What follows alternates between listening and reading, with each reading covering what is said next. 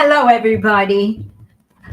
Thanks for joining me today. This is your host, Charlotte Bergman, and I'm excited about this show today. Thanks for joining me. We air our show every Thursday at noon. So please sit back, enjoy what I'm going to share with you, interact with me. I enjoy getting your messages on text message via the numerous applications that we use in order to air our show on live stream. Oh, okay. Here's to success. Here's to a great show. And here's to you. So thank you. I see we got some people who have joined us already. Woohoo! That is too cool. Anyway, we'll be right back with the show. As you know, we are challenging our Christians to get their heinies out to vote.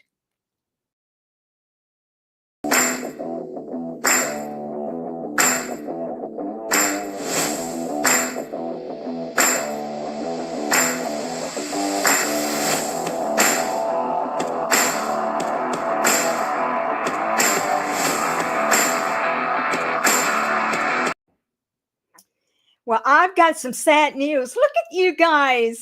Hey, how are you doing? I've got some sad news to share with you all. I did a little research and I ran across this article, and I just hope it's not true.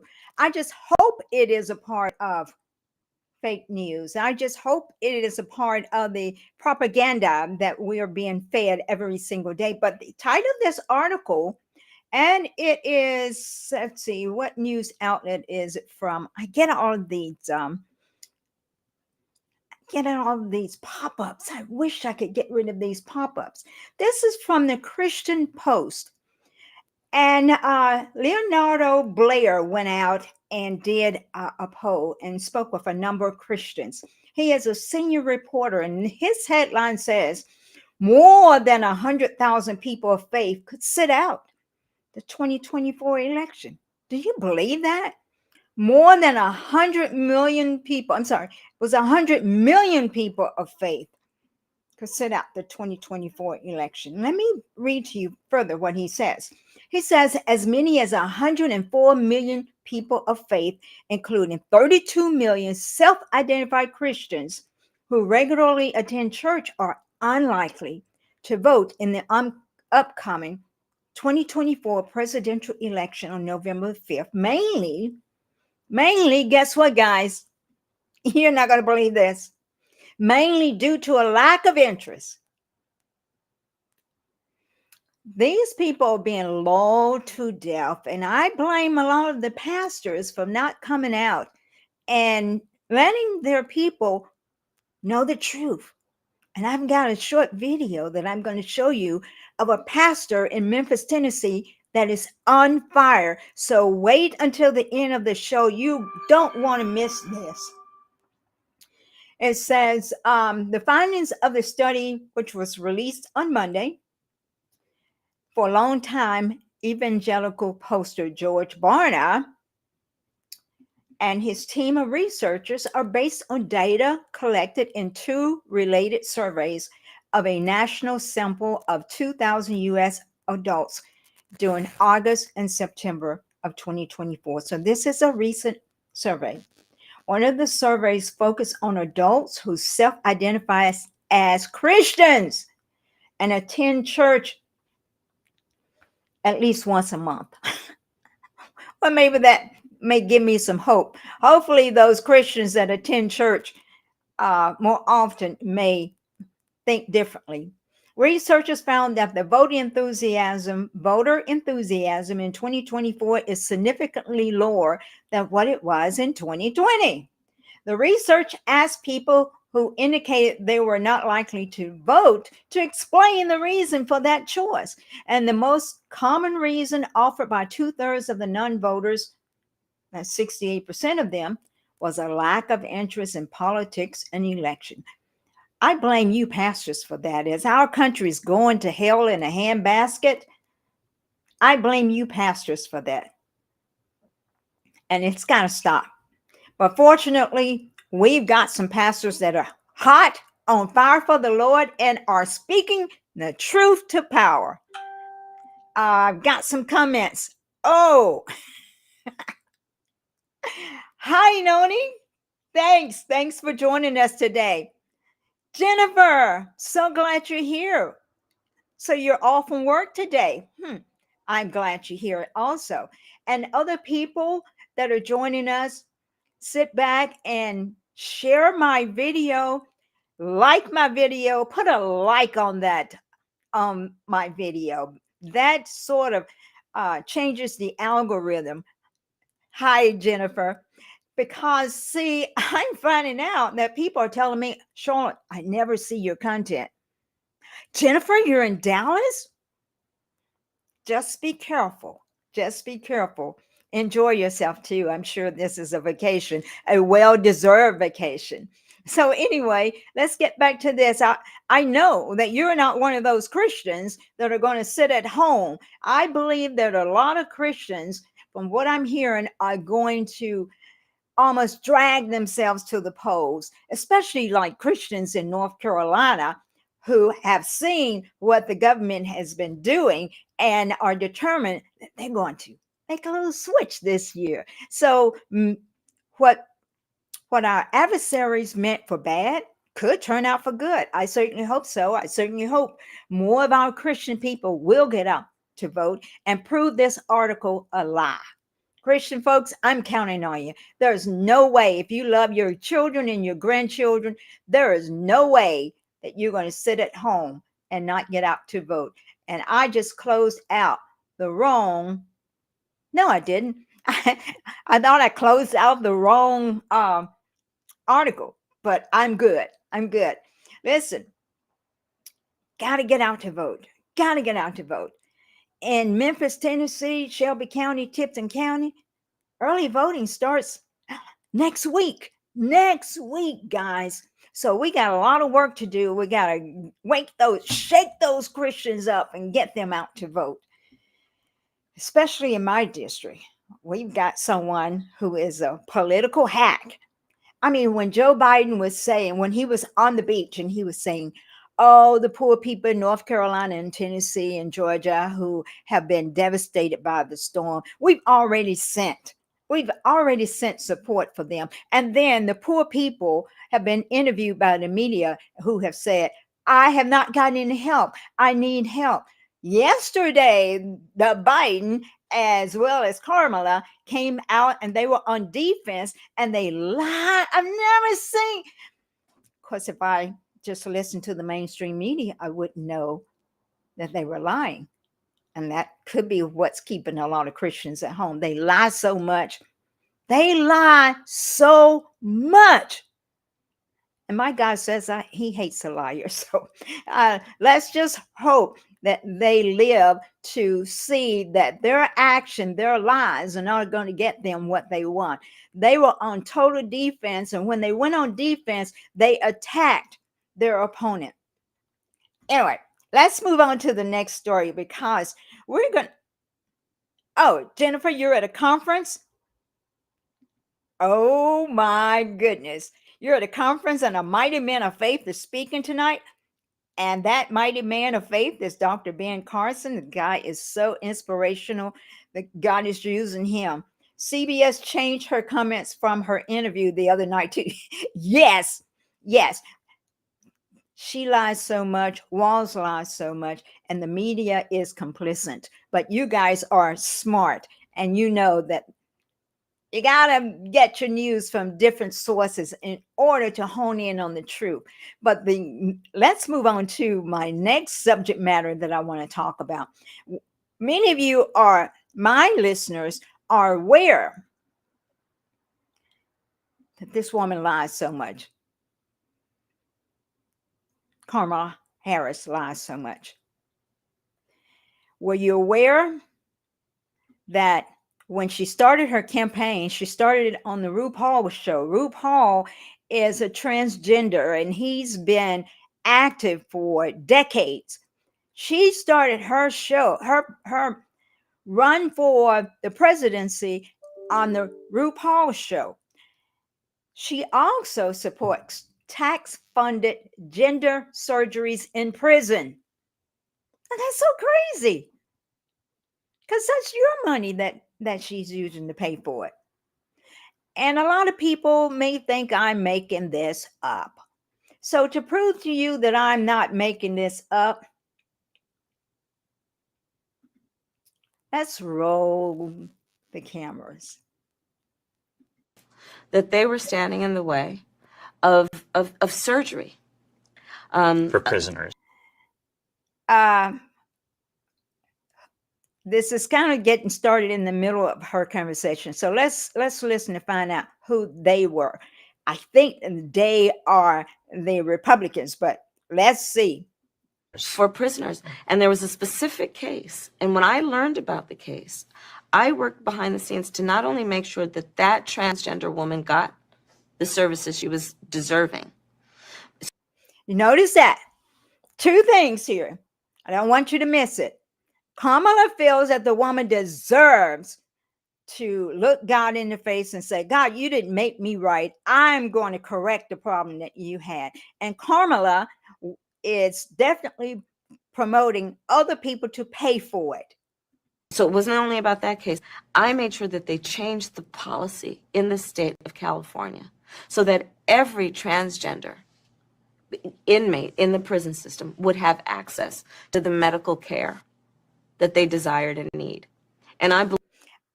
Quick, guys, it's not medical care. It is not medical care. It is optional surgery. Kamala, you can't trust a woman. I believe it was not only, I know it was historic in California, but I believe actually it may have been one of the first, if not the first in the country, where I pushed for that policy in a Department of Corrections, that they were standing in the way of surgery. For prisoners. For prisoners. So you got that. You heard it. I let it play twice so you can hear it. Sabrina, thanks for joining us. All of you guys, I really appreciate you. Sabrina says, let's call it like it is. Cohen is evil. Cohen is evil. Cohen is evil.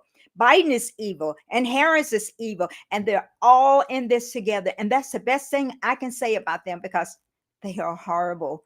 But God, He's going to take care of them. Who is this? Who is this? Bobby. Woo, woo, woo, woo, woo, woo. I'll let you guys read that for yourself.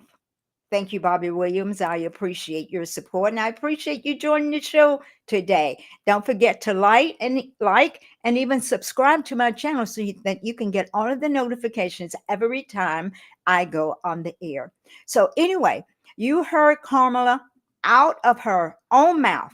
And then many of you also heard her say that she was supportive of all of the policies that have been implemented through Joe Biden administration, through hers and Joe Biden's administration. She couldn't think of anything she would do differently. So as a result of that, what is happening?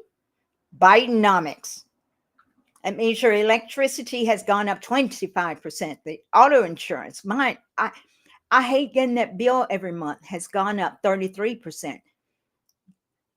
You don't want to buy a new car, maybe buy a used car.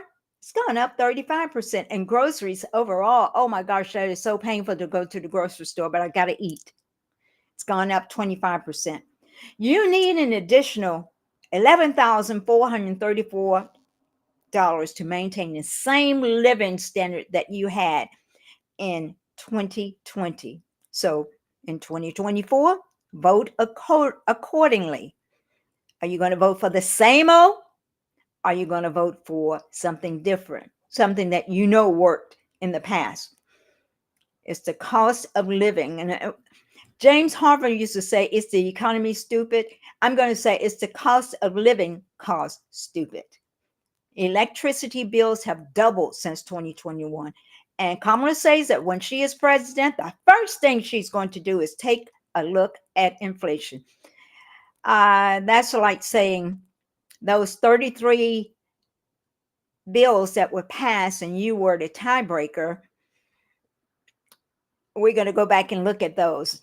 She's saying, I'm responsible for those, but I'm going to look at them to make sure that we address the problem of inflation that I cause. So why didn't she do it now? She's not going to do it now.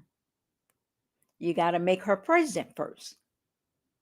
So just wait, everybody. Go broke and starve, because that's what's going to happen under the Kamala Harris administration. But more importantly, there are some more devious things that she is bringing to the table that we cannot afford, that your children cannot afford, that we all cannot afford to live through. So I'll get to the main topic of today. It is coming from Apostle Alton Williams. Many of you have probably heard what Apostle Alton Williams has been preaching. And Apostle don't play. He does not play. Now, in the middle of this, you'll probably see an ad. So I'm going to shut that down. I'm going to silence it briefly. Hopefully I can get to it in time so you won't have to listen to an ad. But this is coming from YouTube. They have to pay for you hearing the truth. Okay, so let's get started. Now, many of you who do not know, Apostle Alton Williams has come out, and he's had a light. I mean, he's bringing so much to light. And the recipients of that information, Jennifer is one, who attend that church, are going to be able to go out into the community and spread that light. But in addition to Jennifer and the fellow church members who actually have learned to believe what he's teaching, because he's teaching through the Spirit of God, the media has taken over, and Apostle Alton Williams' words have gone viral. So let's listen to Apostle Williams. And I tell you, I'm going to turn the whole rest of this show over to Apostle Williams. It's called The Conversation. Oh, the Democratic Party, I'm going to say it tonight so that you won't be confused, is the Antichrist Party. It is anti-family. And I'm going to say this, you're not going to believe it, but it is anti-black folk. You are only needed for votes. You are only loved when it's time to get your votes. There's no real care about you. And see, we still stuck, and we got that thing ingrained in us that this is the party for the black man. It is not. The party has changed first. That's like all of you in your homes, your home, your children, and what you're responsible for has got to be first before you go and try to help everybody else. So we need to take, in order to be a blessing to other citizens from other nations, we got to take care of America first to make sure America is strong. And that was one of the policy areas that President Trump promoted, but of course they called him racist as a result. The Democratic Party, I'm going to say it tonight so that you won't be confused, is the Antichrist Party. It is anti-family. And I'm going to say this, you're not going to believe it, but it is anti-black folk. You are only needed for votes. You are only loved when it's time to get your votes. There's no real care about you.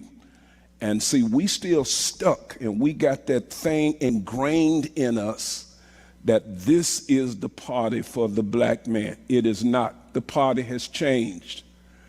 Black people, really, to be honest with you, have never been the priority. They have only been used. Go back and look at the Civil Rights Act of 1964. We've all given Democrats credit for that, but Johnson was the one that wanted to pass it, but he couldn't get enough Democrat votes to pass it. It was the Republicans that pushed and passed the 1964 Civil Rights Act. Go tonight and look it up. Look at Wiki, W-I-K-I, put it in there, 1960. He couldn't even get enough Democrats to vote for it. So he had to go to Republican senators in order to help him out. They are anti-life. The party pushes stuff that's anti-life. It pushes anti-morality because most of their policies are immoral, that pushes sexual perversion. It is the party of death. Why do you say that, Pastor? If you go back, you'll see slavery started with the Democratic Party. Many slaves that died. We also saw under Jim Crow. Jim Crow was established by Democrats. And we saw under Jim Crow how many were hung and lynched. And then we are seeing today how many babies. African American people are giving up their future because they won't have, in another 15, 20 years, they won't have enough people because they have cut their birth rates off and have aborted their children. This is exactly what the party wants. So it is a party of death when it comes down to it. It is a party that is against black families. Look at the history of the family. From slavery, which were Democrat plantation owners, in slavery, they separated our families.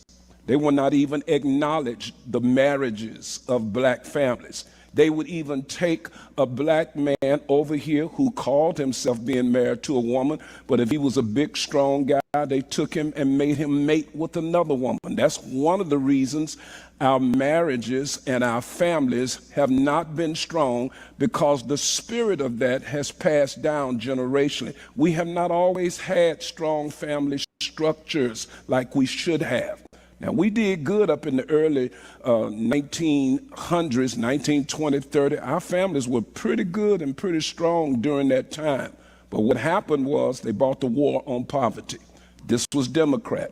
Bought the war on poverty. You know what they did? They gave money to fix a problem. So they had programs, they gave welfare, but they took one key out that they understood was the key to the family. They took the man out of the home. Ladies, we'll give you the money, but you can't have a man in your house. That means the children now were robbed of them having a father. And so that kept, once again, another policy that has hurt our families. And then even today, Black Lives Matter, which was also supported by the Democratic Party, they had in their particular policies that they were against the nuclear family that had the father at the head. They did not believe in patriarchy. And so we look down through the years and we've seen the party destroy our families. And people don't see it because they don't understand truth to many African American citizens who do not understand the politics or what is going on governmentally. But the lady outlined it last week, how people are coming over here, breaking the law by crossing the border illegally. And just for coming over, they are being rewarded with all kind of benefits. She mentioned it last week that many of the migrants are living in high-class hotels in New York or in Chicago, and then they are getting $4,000 to $5,000 worth of different benefits just for being here. They are getting first place for jobs now, many low service jobs, as I mentioned to you before, that would have gone to many African American people. They are being replaced now, where you're making $14, $15 an hour. Migrants are coming in happy to get $10 an hour, which means the bosses are going to go to whoever they can pay the lower wages to. So that means it is impacting the black community. What is going on, as I've told you before, is African Americans are being displaced. I said it one Sunday, and I'm going to say it again. The left, and most of you all know what I mean when I say the left politically, there's the left or the right, is displacing African Americans because they are bringing in another host of people that they need politically. And they are putting them in black communities, which is getting ready to start, as I mentioned last week, a race war between blacks who've been in those communities and the brown or migrants, Hispanics or whatever, that are coming in. They are even raising up gang members to come in and giving them weapons to take over those communities. And a lot of black citizens are upset and are worried that they are getting ready to lose their businesses, possibly even their homes, and that they are being displaced. And the left party is doing nothing to help it because it's already a designed plan. You are being replaced. And you are meant, and I say this to African American people who are trusting in a particular party that is working against your better good. Now, a lot of folk are not going to like hearing me say that, but it's the truth. Go do your investigation. Go online and look on YouTube and put down Chicago migrant crisis and look at the black people that are complaining, that are being put out of their communities, that are being hurt, don't have no peace in their neighborhoods, being jumped on and being molested by because see, a lot of these countries have emptied their prisons and they are coming across our border, and this is being done by your present administration, and they have allowed 17, 18 million or more people in, and they are shipping these people or flying them out to different places. Now, Memphis has not felt it, but it's coming. All right, guys. Oh, I see more people have joined me. You're right about that. Hi, Daisy. Glad you joined us. Bobby, straight facts. Straight facts. Everything liberals usually end up in wealth depletion and family destruction. Whew, whew. That's a good one. Now, guys, the left wants to demoralize you. As I said earlier during the program, there are more Christians and God-fearing people, hi Daisy, that are not going to vote. Over 100 million of them. We, you, me, got to reach out to as many people as we possibly can and let them know they need to get out to vote. If they don't care about themselves, do it for their children, because their children are going to suffer. Because if we don't vote straight this time, we don't vote the right way, this United States will not ever again be the powerful country that it really is. Pick up your phone, open your contact list, send those people some text messages, tell them they have got to get out to vote. As Edmund Burke says, the only thing necessary for evil to prevail is for good men to do nothing. So the Democrats are trying to scare you, and every week I want to go over the polls, because they're lying about the polls. They are lying about the polls because they want to demoralize you. As I look at the polls, the Real Clear Politics polls, and I want you to see what I am showing you so that you won't think I am lying to you, okay? Here we go. Let's bring this up. Let's bring this screen up. This is our weekly screen. As you remember, President Trump in the Electoral College map, he was hovering around like 270 something. And Kamala was at 251 or something like that. Those numbers, I was close. Maybe not exact, but I was close.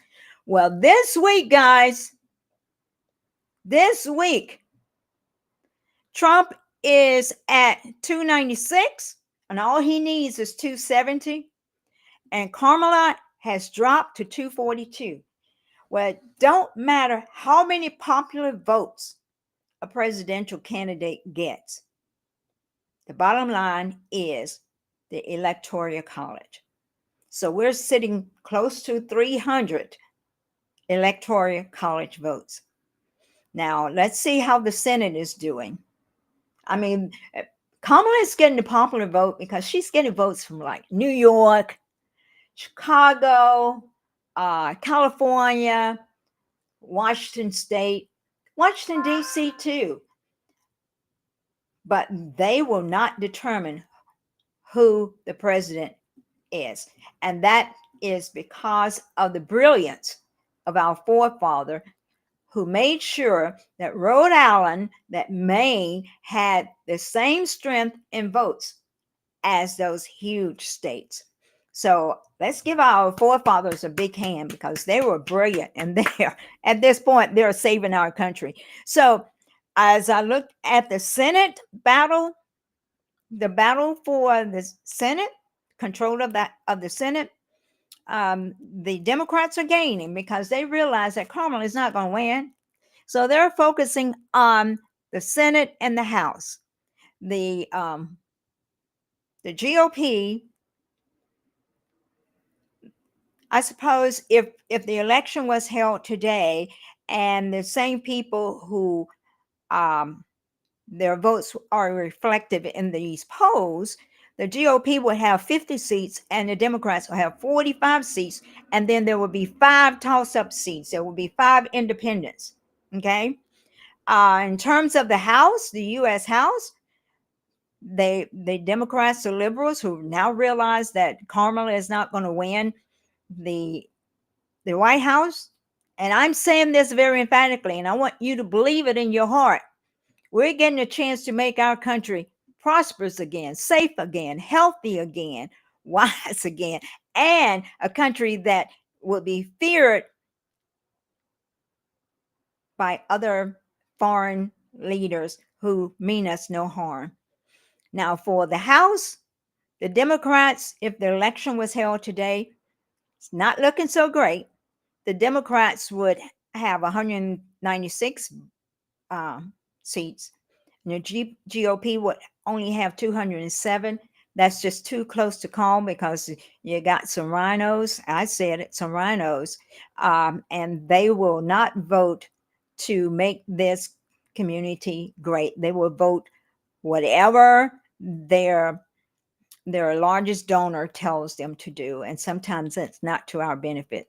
But what we will do in Shelby County, we're going to send me to Washington, D.C. to make sure that we have at least 208 GOP votes and not the 207 that is projected now. So anyway, just wanted to share that with you all. I want to thank you all for joining me today. I just love it, love it, love it, love it, love it. You guys have a great week. Go out, speak to everybody that you can. And if you don't want to speak to people, wear that Bergman for Congress t-shirt. That speaks for you. People see it and they notice. And I think they like it. I know I like it. And I know I get a lot of feedback from people.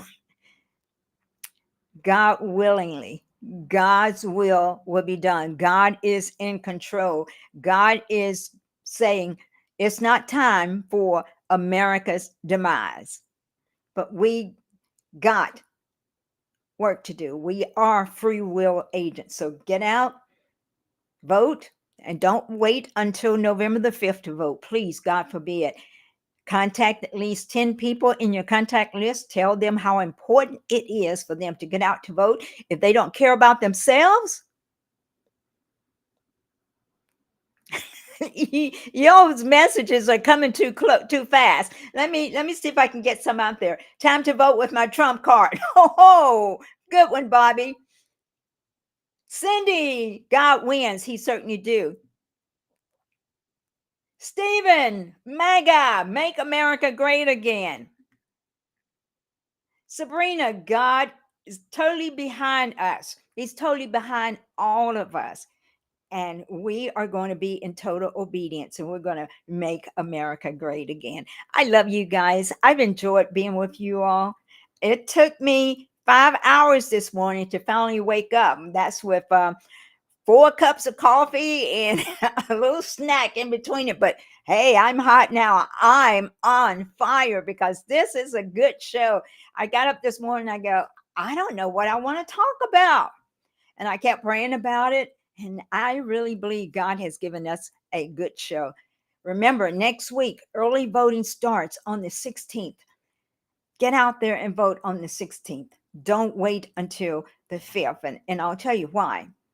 What is happening in Florida, in Georgia, parts of Tennessee, Eastern Tennessee, North Carolina, where the outages will occur. Don't plan to go vote on November the 5th and get there and there is an outage. Okay? Vote early and take people with you. I love you guys. I truly appreciate you guys. And I look forward to talking to you all next week, hopefully, maybe from the campaign trail. But I look forward to meeting up with you all next week in some form or fashion. But I'm going to be on the campaign trail. I'm going to be talking to people at the polls. That's what I'm going to do. And please keep us in your prayers. Pray that God will do what he did when the children of Israel had their backs up against the sea and the Pharaoh and his army was coming after them. They thought things were hopeless, and God just miraculously opened up the sea and they went through it, and then God destroyed Pharaoh and his army. I'm believing that God is going to destroy the enemies of this nation so we can have peace, can have love, strength, and faith again. You guys be good. I bless. I am praying for each of you, and I'm praying for my city, and I know things are going to work out well. Let's march on, guys.